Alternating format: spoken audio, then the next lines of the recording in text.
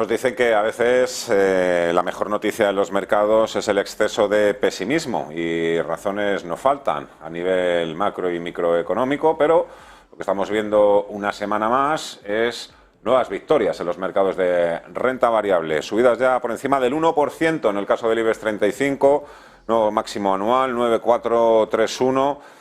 Y ahí pues prácticamente le siguen todos. Por supuesto, ¿quiénes tiran? Pues los de prácticamente todos los días, sobre todo el sector financiero. Comentamos la jornada, la semana y las expectativas con David Galán de bolsageneral.es. Hola David, ¿qué tal? ¿Cómo estás? Muy buenas tardes. Hola, ¿qué tal? Muy buenas tardes, un placer. Me da a mí la sensación de que los inversores están más nerviosos y pesimistas que el propio mercado, que parece que no se asusta, ¿eh? No se asusta por nada. Sí, bueno, estamos un poco, decíamos el año pasado, ¿no? Que es verdad que hay muchos nubarrones macro, ¿no? Y que la situación es compleja. Hubo un deterioro muy grave en el fondo de mercado a finales del 21 y principios del 22 y que no se estaba produciendo ese crash que la mayoría anticipa y que viene pronosticando la mayoría de expertos, pues porque a la que el mercado cae 2 o 3 semanas seguidas, el sentimiento se vuelve extremadamente pesimista, ¿no? Yo creo que se habla tanto de la crisis, de la recesión, de lo mal que se está, que se está generando esto, que no pasaba en otros ciclos bajistas, ¿no? Donde el mercado podía caer un poco tranquilamente antes de llegar a niveles de pesimismo extremo, ¿no? Estoy enseñando el resultado de esta semana de la encuesta de inversores AAI que publican cada semana.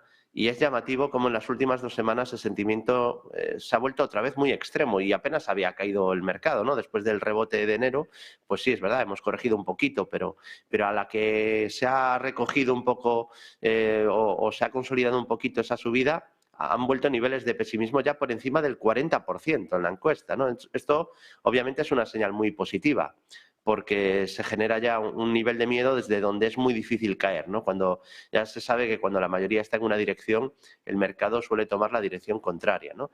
Y en caso de índices, pues estamos un poco en la misma situación, ¿no? En la bolsa europea es que no es planteable ni siquiera si está alcista o bajista, o sea, la bolsa europea está fortísima y lleva tiempo así, o sea, aquí no es debatible si el mercado va a romper resistencia, no, el mercado en Europa es alcista desde hace muchos meses.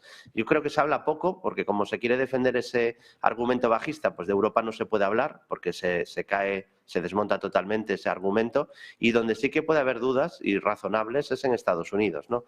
Ya digo, el IBEX con dividendos está en máximos de la historia, algo que pasa idénticamente en el FTSE de Reino Unido, que también está en máximos de la historia, y luego la lucha sí que está en Estados Unidos, ¿no? Por un lado el Dow Jones, que era el que, digamos, inició las subidas, ¿no? Y empujó a las bolsas americanas, dando mejores señales de fuerza, ¿no? Que otros índices. Hizo un suelo en octubre, ahora está en una consolidación tras atacar los máximos previos. El Dow es el único que rompió el máximo anterior de medio plazo. Los otros índices no lo han conseguido, romper el pico de verano, y en parte es por componente sectorial, ya hemos dicho, energía, salud, todo eso que pesa en el Dow, pues se ha comportado bien. Ahora encima también está empujando el sector de turismo. Y bueno, pues tenemos al índice justo intentándose apoyar en la media de 200, que está en fase ascendente. O sea, el Dow ha llegado al primer soporte, que de momento está ahí intentando frenar la caída en esta especie de movimiento lateral de consolidación tras la subida previa, ¿no? Y luego tenemos el S&P 500 y el Nasdaq, que habíamos dicho que habían superado las directrices bajistas de medio plazo, que aquí sí que es cierto que uno se puede agarrar todavía al escenario bajista porque no se superó el máximo de agosto todavía en ninguno de estos dos índices. En el S&P 500 son los 4.325, pero esto parece, o hay la opción, desde luego, de que sea un descanso o un throwback a las resistencias superadas, ¿no? Tenemos justo al S&P en la bajista superada, apoyándose en ella o intentándolo al menos, y también justo en la zona de la media, igual que el Dow, ¿no? Que es una zona de soporte ahora a tener en cuenta. El escenario de rebote o de intento de reestructuración alcista en el S&P se deterioraría muchísimo, obviamente, si pierde el mínimo anterior, que es el mínimo de diciembre, justo antes de empezar ese tramo de subida importante, que aquí serían 3.764. y confirmaría ya de medio plazo mejoras y supera 4.325. Y luego el Nasdaq 100, que lo vamos a ver ahora, ha sufrido más, pero el gráfico es casi una calcamonía del SP500, ¿no? Ha caído más, ya digo, desde los máximos de 2022, de enero o de diciembre del 21. También es verdad que había subido mucho más previamente.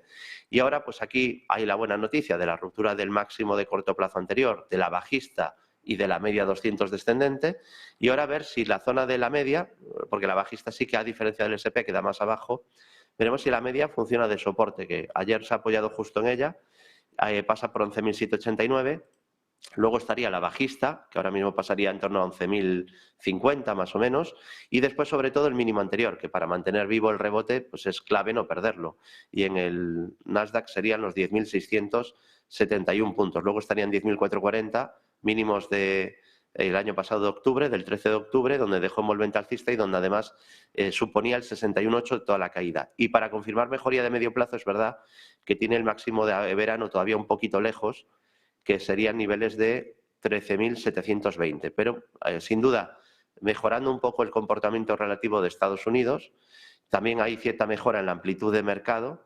Y positivo que haya tanto pesimismo en la actualidad con una Europa que está disparada y donde la duda es si va a necesitar algún descanso, porque tampoco puede subir en línea recta, pero la tendencia es clarísimamente alcista en las bolsas europeas. Pesimismo, miedo, codicia, qué importante es el sentimiento siempre. David Galán, Bolsa General, un placer como siempre, qué bien se ve todo siempre con la ayuda de vuestros gráficos. Un placer como siempre, muchas gracias, buen fin de semana, hasta pronto. Un placer y muy buenas ilusiones.